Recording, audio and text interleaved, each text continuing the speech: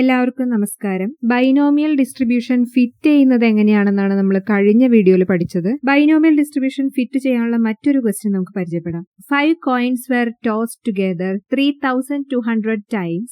Find the expected frequencies of heads. Expected frequency കണ്ടുപിടിക്കുക. അതിന്റെ അർത്ഥം ഫിറ്റ് ചെയ്യുക എന്ന് തന്നെയാണ്. കാരണം ഫിറ്റിംഗ് എന്ന് പറയുന്ന പ്രോസസ്സിലൂടെയാണ് നമുക്ക് എക്സ്പെക്റ്റഡ് ഫ്രീക്വൻസീസ് കണ്ടുപിടിക്കാൻ പറ്റുക. കോയിൻ ടോസിംഗ് എക്സ്പെരിമെന്റ് ആയതുകൊണ്ട് നമുക്കറിയാം P = Q = രണ്ടും 1/2 തന്നെയാണ്. മാത്രമല്ല 5 കോയിൻസ് ആണ് ഇവിടെ ടോസ് ചെയ്യുന്നത്. അതുകൊണ്ട് സ്മോൾ ലെറ്റർ എന്നിന്റെ വാല്യൂ 5 കോയിൻസ് ടോസ് ചെയ്യുന്ന എക്സ്പെരിമെന്റ് ടോട്ടൽ 3200 ടൈംസ് ആണ് റിപ്പീറ്റ് ചെയ്യുന്നത്. So total frequency capital N = 3200. ഇനി നെക്സ്റ്റ് എന്താ ചെയ്യേണ്ടത്? നമുക്ക് ഈ വാല്യൂസ് എല്ലാം ബൈനോമിയൽ ഡിസ്ട്രിബ്യൂഷന്റെ PDF-ലേക്ക് സബ്സ്റ്റിറ്റ്യൂട്ട് ചെയ്യാം. അപ്പോൾ P of x = 5cx 1/2 raised to x 1/2 raised to 5 - x and x varies from 0 to 5.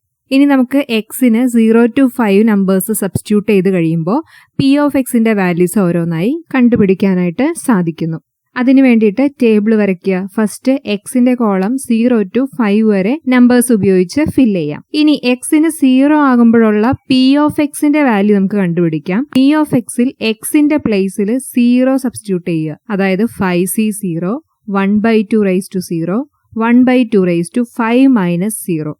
5c0 കണ്ടുപിടിക്കാൻ സ്റ്റാറ്റിസ്റ്റിക്കൽ ടേബിൾസ് ഉപയോഗിക്കാമല്ലോ. അപ്പൊ 5നു നേരെ NC0 കോളത്തിന് താഴേക്ക് നോക്കുമ്പോൾ 5c0ന്റെ വാല്യൂ 1 ആണെന്ന് കിട്ടുന്നു. സബ്സ്റ്റിറ്റ്യൂട്ട് ചെയ്ത് കഴിയുമ്പോൾ 5c0 1 ആണ്.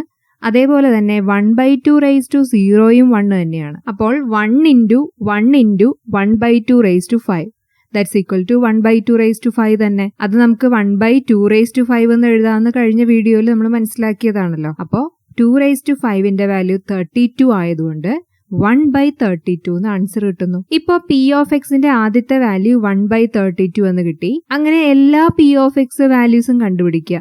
നെക്സ്റ്റ് നമുക്ക് എക്സ്പെക്റ്റഡ് ഫ്രീക്വൻസീസ് കണ്ടുപിടിക്കണം. ഇവിടെ ക്യാപിറ്റൽ Nന്റെ വാല്യൂ 3200 ആണല്ലോ. P of x കോളത്തിലെ ഓരോ വാല്യൂസിനെയും ഈ 3200 കൊണ്ട് മൾട്ടിപ്ലൈ ചെയ്യുക. അപ്പോൾ എക്സ്പെക്റ്റഡ് ഫ്രീക്വൻസീസ് ഓരോന്നായിട്ട് ലഭിക്കുന്നു. ഈ എക്സ്പെക്റ്റഡ് ഫ്രീക്വൻസി കോളം ജസ്റ്റ് ഒന്ന് ആഡ് ചെയ്ത് നോക്കൂ.